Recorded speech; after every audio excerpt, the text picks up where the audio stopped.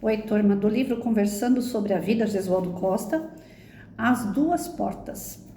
Conta o escritor Paulo Coelho, em seu livro Contos do Alquimista, que um eremita do mosteiro de Seta se aproximou do abade Teodoro e falou: sei exatamente qual é o objetivo da vida, sei o que Deus espera do homem e conheço a melhor maneira de servi-lo.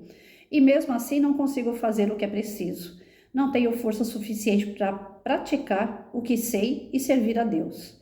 O abade Teodoro ficou em silêncio por um tempo e finalmente falou: você sabe que existe uma cidade do outro lado do oceano onde se vive a felicidade plena, mas não procurou o navio que fará a viagem, não preparou sua bagagem e sequer comprou a passagem para cruzar o mar. Por que ficar comentando como a cidade é ou como deve ser bom viver nela? O abade Teodoro fez uma breve pausa e continuou: saber o objetivo da vida ou conhecer a teoria de servir a Deus não basta. Coloque em prática o que você sabe, dê o primeiro passo, e o caminho se mostrará por si mesmo. Este curto diálogo entre o mestre e o discípulo nos mostra a distância entre a teoria e a prática, e que só depende de nós escolhermos praticar para sairmos do campo teórico. Eu, espírito, você, espírito, nós, espíritos, temos um corpo físico que nos proporciona experiências materiais no campo físico e podemos sentir essas experiências através dos conhecidos sentidos físicos, visão, audição, paladar, olfato e tato. É sabido que possuímos outro sentido, este é espiritual, que o conhecemos como o sexto sentido. Já dá para perceber, até por uma questão matemática, a dificuldade de desenvolvermos o sentido espiritual, pois são 5 contra 1. Além dessa desvantagem, os nossos 5 sentidos materiais colocam-nos em contato direto com a matéria e nos proporcionam prazeres físicos, que nos cativam cada vez mais no materialismo. A morte do corpo físico é inexorável e a partir daí tudo o que for material ficará e somente o que for verdadeiramente nosso poderemos levar. Por isso Jesus, nosso governador espiritual, sempre se empenhou em nos ensinar essa verdade, para que nenhuma de suas ovelhas se perca, e não se perderá. Porquanto mais cedo ou mais tarde aprenderemos a priorizar o essencial, que é o aspecto espiritual da vida. Aqueles que mais cedo aprenderem serão mais cedo felizes, enquanto os outros, por suas próprias escolhas, sofrerão mais tempo. No Evangelho de Mateus 7, 13 e 14, Jesus nos alerta: esforçai-vos para entrar pela porta estreita, larga é a porta e espaçoso o caminho que conduz para a perdição, e são muitos os que entram por ela. Porque estreita é a porta e apertado o caminho que conduz para a vida, e são poucos os que entram por ela. Já no Evangelho de Lucas 13, 24, Jesus fala: esforçai-vos por entrar pela porta estreita, pois eu vos digo que muitos procurarão entrar e não poderão. Quando o divino amigo pede para que nos esforcemos, é porque ele sabia e sabe das dificuldades que a matéria impõe ao espírito fraco. É por isso que eu digo sempre que o caminho espiritual é a senda do fio da navalha. Difícil é permanecer nele, mas Jesus estabeleceu que quem perseverar até o fim vencerá. Existem, portanto, 2 estradas ou 2 portas, e a escolha e a decisão de seguir por uma ou por outra será sempre nossa individualmente. Não entendam, caros... Desculpa, gente. O frio está me matando. Não entendam, caros leitores, que escolher a porta estreita seja o caminho do autoflagelo ou sofrimento voluntário. Não, definitivamente não. Devemos sempre lutar através do instinto de conservação pelo nosso bem-estar. O nosso problema está na prioridade que damos. Jesus não condenou o aspecto material da vida, apenas que devemos priorizar o reino de Deus em nossas vidas, e as demais coisas virão por acréscimo. Mateus 6,33. Quando finalmente entendermos que o que é perecível é o material e imperecível e imortal são as coisas do espírito, e que essa escolha nos fará felizes, ficará mais fácil optar pela porta estreita. Paulo também nos alerta quanto a tudo isso. Em sua epístola aos Romanos, quando nos fala sobre a vida nova, no capítulo 12, 2, não vos conformeis com o mundo, mas transformai-vos pela renovação da vossa mente, para que experimenteis qual seja a boa, agradável e perfeita vontade de Deus. Além desse mundo físico, há o mundo espiritual, um mundo de paz e de felicidade.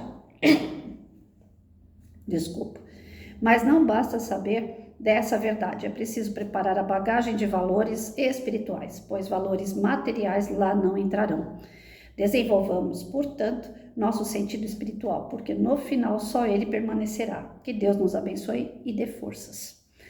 Então, nós temos aí uma grande dificuldade, né, de entender o processo que nós passamos na matéria e entender o processo que nós passamos para elevar o nosso espírito.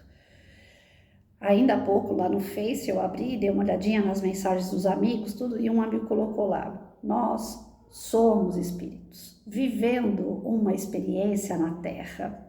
Então, nós não somos daqui, não vamos ficar aqui. É uma passagem, essa passagem, em breve, acaba. E nós vamos retornar para o lugar de onde nós viemos. Ou para um lugar até melhor, ou, dependendo das nossas atitudes e escolhas, lugares até piores. O espírito não regride, o espírito não volta a ser animalesco, selvagem, né, sem conhecimento, zerado. O espírito não zera, ele carrega todo o seu conhecimento, a sabedoria que adquiriu, porém as situações que ele vai viver pode ser sim em lugares bem piores do que esse que nós estamos. Tanto é que o tempo todo é falado através da espiritualidade que muitos de nós, assim como houve uma vez aquela leva de espíritos que saíram de Capela para cá, vai sair uma leva de espíritos daqui para Quiron, que é um planeta menos elevado. Ele tem a composição da Terra quando ela iniciou. Já pensou? Com o conhecimento que nós temos que voltar lá no planetinha menos evoluído para a gente ter que ensinar a fazer fogueira para aqueles que estão aprendendo ainda o que é fogo? Pode acontecer. O porquê que pode acontecer um negócio desse com a gente? Poxa, mas Deus é justo? Depois de tanto conhecimento que a gente adquiriu, ir para um lugar tão ruim? Sim. Assim como as doenças também surgem para pessoas boas. Vocês já viram algum corrupto, né, curtindo a doença no decorrer da sua corrupção? Não. A doença do corrupto vem no final da vida dele, que é para ele expurgar, para ele poder limpar um pouco da sujeirada que ele fez no perispírito. Pessoas boas que estão terminando a sua jornada nas suas missões também pegam doenças, comorbidades, que é para terminar de limpar o seu perispírito diante de algumas situações que ela não conseguiu resolver. Então, doença, tragédia, acidentes, mortes bruscas, violência, essas coisas são permitidas por Deus, não é porque ele é ruim e vingativo, mas são sintomas, são consequências das barbaridades que nós mesmos causamos. Então, se a gente for para um outro planeta que é ruim, é consequência das nossas atitudes que são ruins.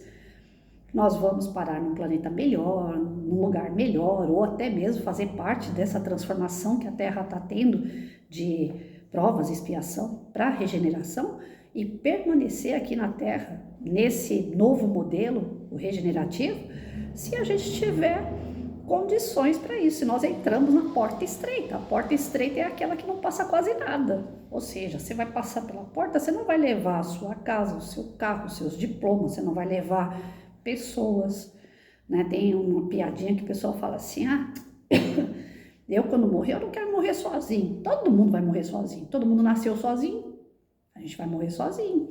Nós vamos ter pessoas em volta orando por nós, é assim eu espero. Mas não que essas pessoas, eu não posso falar para um amigo meu, eu te amo tanto e quando eu morrer eu quero que você vá comigo. Lógico que não, ele tem a jornada dele, eu tenho a minha, cada um tem a sua individualidade. Então, nós vamos reencontrar no momento certo, quando Deus permitir, a gente vai reencontrar amigos, familiares, pessoas que nós desejamos o bem, que querem o nosso bem e também aqueles que não. O reencontro é certo, seja por pessoas que nós amamos ou pessoas que nós não tivemos amor. Porque são as questões que precisam ser resolvidas. Então, é permitido por Deus que a gente passe pela porta estreita, como Jesus ensinou, e tantos outros seres mais elevados como ele. É necessário passar por essa porta estreita com honra, com dignidade. Falar, não, eu fiz a parte da matéria, vivi a matéria, viajei, tive carro, tive casa, fui em festa, curti, mas Eu também orei, eu também trabalhei em favor do próximo, eu também trabalhei em favor de mim, eu não detonei minha saúde, eu fui uma pessoa regrada, eu comia aquilo que era saudável, eu dormia no horário certo, eu tive desafetos, mas eu me desculpei, né? Eu tive problemas sérios, mas eu soube passar com fé, com resignação, com paciência, acreditando que Deus sabia o que era melhor por mim. Então, as pessoas vão se burilando, vão se melhorando à medida que elas vão buscando essa porta estreita. Porque a porta larga, ela está aí para todos. Santo Agostinho falava, tudo que está aí eu posso. Só um detalhe, nem tudo me convém. Eu posso beber? Posso. Me convém beber? Beber que eu digo álcool, né? Não. Eu posso ir para uma balada, passar a noite inteira lá no putz, aquele barulhão no ouvido, sem dormir a noite inteira, beija um, beija outro, sai com um. Eu posso fazer essa bandalheira toda na minha vida? Posso. Me convém um negócio desse? Eu posso trocar de namorado, namorada toda semana? Posso. Posso trair? Posso. Posso mentir? Posso. Me convém? Não. Eu tenho animais, eu jogo ração para os animais lá e deixo eles se acabarem, né? Eu estou criando bicho. Eu posso fazer isso? Posso. Convém? Não. Francisco de Assis, que eu tenho na minha casa inteira, né? Eu adoro Francisco de Assis. Espírita fala, não tem que ficar cultuando imagem. Eu não cultuo, mas eu tenho Francisco de Assis na minha casa inteira não para cultuar. Eu tenho como uma referência do tipo assim, parece que é coisa da minha cabeça, né? Lógico que não é bem assim, mas eu falo assim, cada canto da minha casa tem um Francisco de Assis que é para me alertar, né? Olha teu pensamento, vê direito o que é que você está pensando, o que é que você está fazendo. Então eu olho para a imagem e já fico imaginando assim, Francisco de Assis não faria isso, a Patrícia já está dando uma fora. Francisco de Assis falava que os animais eram os nossos irmãos, e são, porque é vida criada por Deus também. Hoje em dia tá um modismo aí, essa história de vegano, né? É moda, mas se for levar a fundo os ensinamentos de Francisco de Assis e de tantos outros que falavam que os animais eram nossos irmãos, na verdade nós não deveríamos comer animais, porque são nossos irmãos, só que eles não têm o raciocínio que nós adquirimos, mas um dia eles vão chegar lá, porque são espíritos que também estão evoluindo, eles têm o princípio vital, como nós um dia também tivemos, cada qual vai se desenvolvendo na sua, no seu patamar, no seu grupo, né? Vocês veem que hoje os animais que são domesticados, muitos deles vivem uma vida quase que parecendo humana. É dentro de casa, dorme na cama, o Mike está começando a ter essas mordomias. A vida inteira eu tive cachorro no quintal, passou frio, chuva, lógico, com casinha, com cobertor, toda aquela coisa que a gente, né, cuida. Mas os meus cachorros sempre foram em quintal aberto, nunca tive essa preocupação, nossa, tá frio, o cachorro tá lá fora. Não, ele tem pelo, ele, né, não precisava de roupinha nem nada. Hoje você coloca roupa, você coloca cobertor, você coloca caminha. E aí você ainda fala, não, tá muito frio, quer saber? Vou botar pra dentro. Foi o que aconteceu essa semana. Eu coloquei um Mike pra dormir comigo na minha cama. Nunca tinha feito esse tipo de coisa assim, né, de frequente o cachorro tá dentro de casa como ele fica. Hoje eu vim gravar no quintal. Tirei ele um pouco de dentro de casa, porque a gente não fica no quintal. Devido ao frio, a gente só tá ficando dentro de casa. Aí eu trouxe ele pro quintal. Ele tá completamente deslocado, porque ele tá acostumado dentro de casa. Ele tem a cama dele, que é uma cama de solteiro que eu comprei e ninguém usa, então é a cama dele. Ele tem o sofá, a parte do sofá que eu já forrei, que é dele. Então ele tem as mordomias dentro de casa de uma pessoa, como se fosse uma pessoa. Ele tem o horário de tomar café junto comigo, ele tem o horário de almoçar junto comigo, ele tem os horários que ele vai lá fora para ele poder fazer as necessidades dele. Quer dizer, nós estamos domesticando hoje animais mais próximos, mais humanizados. Isso é uma vitória do nosso espírito, porque é assim que tem que ser. Não que tenha que ser o exagero, né? Tem pessoas que falam, eu prefiro ter mais um animal do que ter um filho. Eu acho que isso é um extremismo, né? Porque se todo mundo parar para pensar assim, ninguém mais vai ter filho, não vai ter mais reencarnação, nós vamos parar por aqui e acabou, né? Então não é por aí. Eu creio que todo extremismo, ele é ruim. Agora há pouco teve um amigo que falou assim, vai começar a esquentar. Eu falei, eu espero que esquente, mas que seja uma quentura para ser acolhedora e não para ser aquele negócio que sufoca a gente. Tudo que é extremo é ruim. Então, a nossa porta estreita é passar por ela levando a nossa essência. O que Deus espera da gente lá do outro lado dessa porta é a nossa essência. O que foi que você fez para o seu espírito? O que foi que você melhorou aqui dentro? O quanto que você elevou nesse tempo que você teve aqui na Terra? Às vezes eu paro para pensar, ainda teve uma amiga que falou assim, ai, cuidado que se você ficar exigindo demais, daqui a pouco você não vai ter mais a amiga aqui, né? Tem uma amiga lá no Sul, a Fanny, que falou isso para mim esses dias. Esse vídeo, inclusive, vai sempre pro grupo dela, lá do Espiritismo, lá no Face. E ela falou assim, se você continuar exigente demais assim, daqui a pouco você não tem mais a minha amizade, porque eu não sou tão perfeita assim. Eu falei, eu também não sou. Não tem perfeito. Não existe ninguém próximo de mim que eu fale, nossa, perfeição. Não tem. Eu só tenho amigos tudo torto que nem eu. Só que eu tô exigindo cada vez mais, de gotinha em gotinha, a minha melhora. Vai chegar o final da minha vida, eu vou levar o que na minha bagagem? Já falei isso em outro vídeo. Né? Eu chego lá, vão perguntar para mim, o que você trouxe? Eu vou falar, eu trouxe uma encrenca que eu não resolvi, eu trouxe uma pessoa que ainda não gosta de mim, eu trouxe uma outra pessoa que fala mal de mim. Vai lá no meu enterro lá para você ver, tá todo mundo falando mal de mim lá, é isso que eu trouxe. E eles vão falar, então, você vai voltar. E vai voltar numa situação pior, porque você não aprendeu ainda. E eu não quero que isso aconteça, quem quer? Então eu estou exigindo de mim o mais que eu posso, mesmo que seja agora no finalzinho, eu estou aprendendo coisas que eu deveria ter aprendido a vida inteira e não aprendi, mas eu acho que ainda não está tarde. Eu acho que eu estou tendo condições de resgatar algumas coisas que ficou meio perdido aí no processo da minha encarnação, e eu estou buscando e estou tentando melhorar, acelerando o passo, né? Para chegar lá do outro lado e falar assim, olha, sabe aquela Patrícia revoltadinha, aquela Patrícia que tudo fica nervosinha? Então eu trabalhei tanto que hoje eu não sou tão nervosa. Olha, sabe aquela Patrícia mandona, chata, que quer tudo do jeito dela? Então, eu trabalhei tanto que hoje eu tô aceitando o outro como ele é, eu sou do jeito que eu sou, eu tento conviver com as diferenças e eu melhorei um pouquinho. Então, eu quero passar pela porta levando algum avanço no meu espírito. E se eu paro para pensar de verdade, gente, o quanto eu avancei nesse tempo que eu tô aqui, olha, é desastroso. Porque foram 52 anos para avançar espiritualmente e eu tenho aprendido de verdade a me melhorar, a me vigiar mais, sabe? De 2 anos para cá. Porque até então, naquela pauleira, tem que sair, tem que trabalhar, tem que ganhar dinheiro, tem que reformar a casa, tem que pagar, tem que comprar, tem que fazer, tem que acontecer. É filho que vai para a escola, você tem que pagar curso para filho, você tem que correr atrás do filho que está na escola para ver se está tudo bem lá, você tem que fazer reunião, você tem que ir na reunião do filho. Você tem que brigar com os pais, porque os pais não estão cuidando dos seus alunos. Você tem que brigar com o aluno, porque o aluno não está fazendo lição. Você tem que cobrar da secretaria, você tem que cobrar do Papa. Então, a minha vida foi sempre essa pauleira de sempre cobrar. Olha, se me colocassem como cobradora de impostos lá na época de Jesus, eu acho que eu não tinha diferença nenhuma para aqueles cobradores da época de Jesus para a cobradora Patrícia que foi nessa encarnação. Eu acho que eu não tenho diferença nenhuma. A única diferença é que eu não ia matar ninguém, que eu não matei ninguém. Mas assim, não matei fisicamente, mas aqui, algumas pessoas eu acho que eu matei sim. Porque eu fui exigente demais, eu peguei no pé demais, sabe, aquela pessoa intransigente mesmo, ó, tem que ser assim e acabou.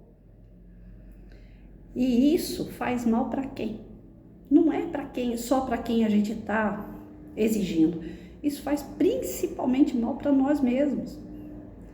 É uma bagagem pesada que a nossa consciência acusa o tempo todo. Poxa, você podia ter pegado mais leve. Poxa, você podia ter escolhido outro caminho.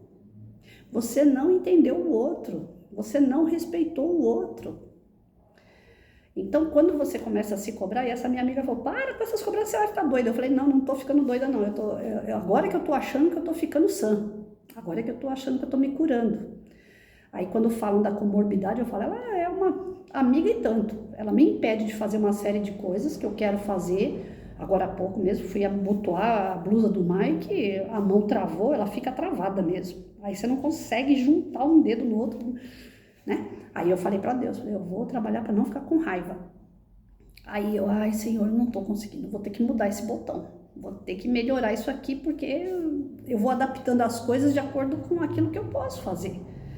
Então eu estou sendo testada para usar minha inteligência cada vez mais, né? Eu vejo que Se tem uma coisa que vai zerado, que vai muito boa quando eu terminar essa encarnação, vai ser a minha inteligência, porque ela está sendo movida o tempo todo para adaptar locais, lugares, pessoas, situações, né? Tudo que eu vivo tem que ser adaptado para que eu tenha uma vida boa, para que eu tenha uma qualidade de vida. É duro você ficar olhando propagandas na televisão, na internet, sapato, bota, tênis, agora saiu de novo o Bamba. Gente do céu, eu tinha o quê? 11 anos de idade quando eu usei Bamba. Eu adorava aquele tênis. É feio? É, mas eu adorava, né? E agora eu tô vendo que tá saindo um novo Bamba aí. Eu tô doida pra usar, mas cadê que eu posso? Se eu colocar um negócio daquele, eu tropico e caio. Então, é uma prova grande para a pessoa quando ela quer algo e ela não pode. Assim como tem gente que quer um cobertor e não tem. Assim como tem gente que está com fome e não tem comida. Né? O que é querer um Bamba? Não é nada. Mas eu estou dizendo assim que é dolorido quando você quer algo e não pode. É um teste tanto. E olha que eu estudei na época com os meus alunos de 8ª série sobre a África, Estados Unidos, União Soviética, né? E na época a gente estava estudando questão de capitalismo, socialismo, e aí foi falado assim, né, nos estudos. O capitalismo é aquela loucura para você ter cada vez mais dinheiro, para você subir economicamente, para você ter os seus bens, para você acumular bens, né? Existe a possibilidade de você subir de cargo, aquela coisa toda. Socialismo não. Socialismo, às vezes, o cara tem o dinheiro e não pode comprar, porque o sistema não permite. Você vai numa padaria, você tem uma senha, tua família tem 3 pessoas, você só pode comprar 3 pãezinhos. Não, mas eu tenho dinheiro para comprar 10 pãezinhos. Não pode, você vai ter que comprar 3 pãezinhos, porque o socialismo só dá aquilo ali para você. Você mora em prédios que não tem banheiro em cada casa. Cada corredor, né, cada andar de um prédio tem um banheiro. Então, se são 5 apartamentos, são 5 apartamentos que vão usar o mesmo banheiro. Aí esses dias eu lembrei dessa aula, eu falei, meu Deus, eu acho que eu estou vivendo num sistema socialista, porque eu tenho dinheiro para comprar um tênis e não posso comprar. É coisa, idiotice da Patrícia. Mas eu parei para pensar nisso. Eu falei, é verdade, é horrível você ter condições de fazer algo e você não poder, porque existe uma outra coisa que te barra. Então, no meu caso, a minha doença me barra para fazer uma série de coisas que eu tenho financeiramente condições para fazer, mas o meu corpo não permite. E se não permite, tem um porquê. E esse porquê está envolvido na questão espiritual. Algum abuso, alguma coisa eu fiz a mais que hoje eu tenho a menos. E que eu tenho que lidar com esse a menos para entender que o abuso que eu cometi lá atrás estava errado. Então eu estou sendo corrigida, não estou sendo castigada.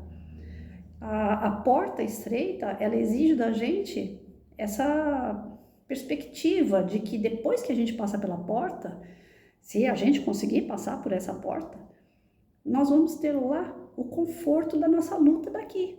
Eles vão falar, parabéns, você conseguiu. Foi dolorido, foi difícil, mas você conseguiu, parabéns.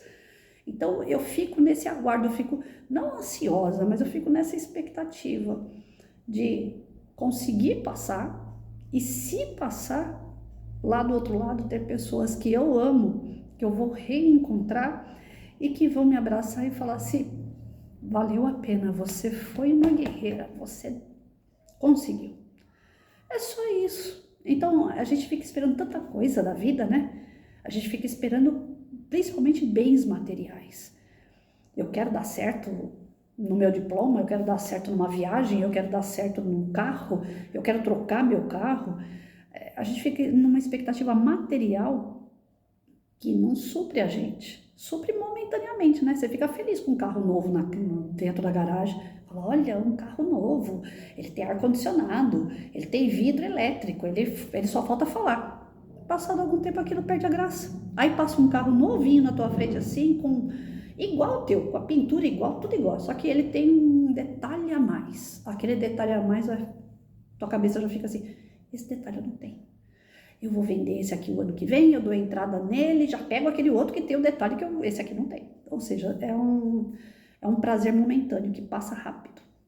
Já aquela alegria de você passar pela porta estreita, chegar lá do outro lado, rever pessoas que você ama, abraçar pessoas que você ama e saber que você foi um servo de Deus de verdade, que você realmente fez valer, honrou o nome de Deus como filho dele que você é, isso não tem fim, isso não acaba, isso não é provisório. Ah, eu tô alegre porque eu passei pela porta, pronto, acabou. Não, e aí, qual é a próxima? O que eu tenho que fazer? A vida continua. Vai haver outras situações, vai haver outras pessoas, outros personagens, outras histórias. E eu quero viver, eu quero aprender. Essa é a nossa vida. A nossa real vida é a espiritual. Então, quando se fala, né, que nós temos que colocar em prática as coisas que Jesus ensinou, é para poder passar por essa porta estreita. Ele veio dar a receita, ele desenhou. E mais do que desenhou, ele exemplificou. Então ele só falou assim, é só me seguir. Olha aí o que eu fiz e bora. Lógico que ninguém aqui vai ser jogado a leão, vai ser crucificado, essa parte não, porque nós estamos em outros tempos. Mas nós temos outros leões hoje, nós temos outras cruzes hoje, nós temos que passar e saber passar. Se a gente sabe passar bem passando por tudo isso, lógico que tem coisas que vai detonar a gente vai chorar, a gente vai se espernear, a gente vai pedir socorro.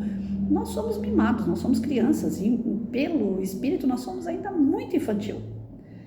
Mas sabendo passar, mesmo se esperneando, chorando, arregando algumas vezes, a gente vai chegar lá no final e falar, poxa, foi tortura, mas eu passei, eu consegui. É como se fosse na escola, né? A gente aprende a teoria, depois vem a prova, você faz a prova e tira um 5, que é a média. Você fala, ufa, agora eu vou estudar um pouco mais para tirar 6. A minha mãe, com todos os defeitos que tinha e não tinha pouco defeito, não tinha bastante, tinha uma coisa que ela falava e eu peguei para a vida toda. Ela falou, eu nunca vou exigir de você uma aluna nota 10. Eu nunca vou exigir isso de você. Só que você não trabalha, na época eu era pequena, ela rezava esse sermão, né? E eu gravei pro resto da vida.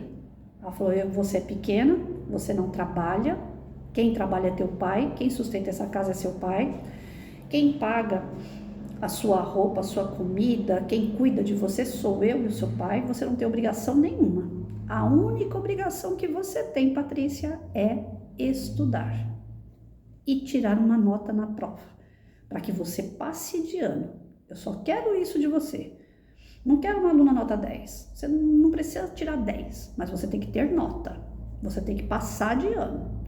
Eu não vou aceitar nunca que você fique reprovada. Então você trata de estudar, porque a única coisa que você tem para fazer é estudar. E eu gravei aquilo. E até os meus 14 anos, eu só estudei.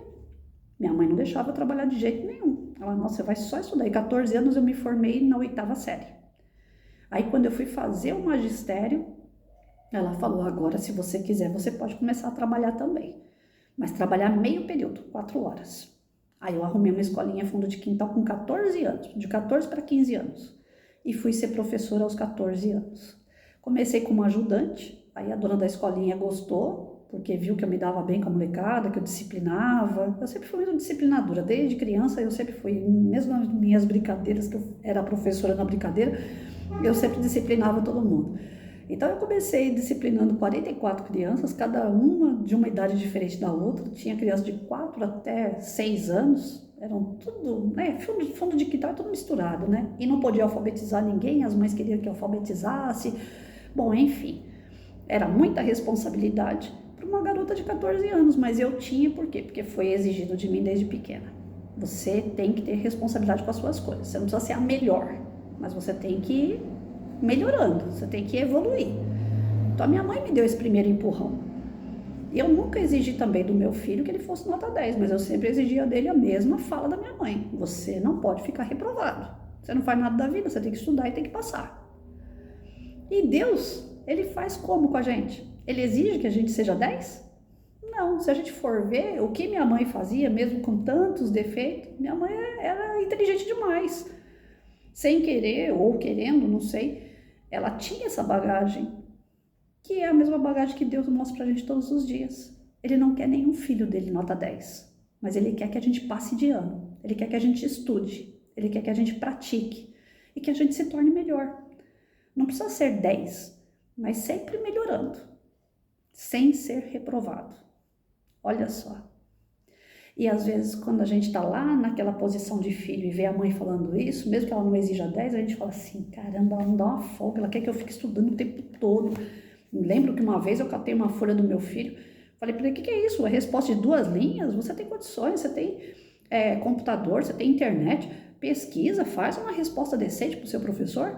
Não, mas ele só está querendo isso aqui. Eu falei, mas não interessa o que o professor está querendo, você tem que querer mais.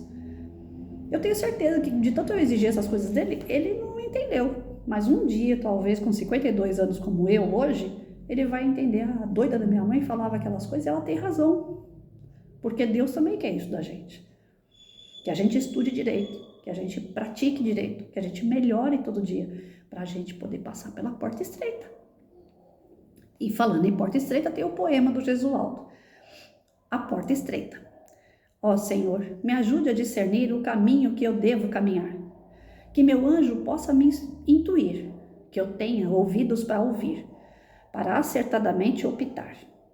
Abrangente é a porta do prazer, tão estreita é a porta do amor, que eu tenha olhos para ver, que os perigos eu possa antever, que eu ande nos passos do Senhor. Ó Senhor, me dê sabedoria para escolher o caminho da verdade, que eu tenha coragem e valentia para estar contigo todo dia, sempre em busca da real felicidade. A matéria exerce a influência em toda criatura imperfeita. Dê-me, Senhor, a sapiência e as asas do amor e da ciência para que eu entre pela porta estreita. Então é isso, que a gente tenha esse amor e essa sabedoria, que numa palestra do Gesualdo mesmo, ele falava, né? Nós temos 2 asas, da razão e a da emoção. Nós temos sentimento e pensamento. São essas 2 asas que fazem a gente voar plenamente com equilíbrio, que a gente saiba usar tanto o nosso conhecimento como o nosso sentimento em favor do próximo, em favor de nós, para que a gente passe por essa porta estreita. Se Deus quiser, nós vamos conseguir.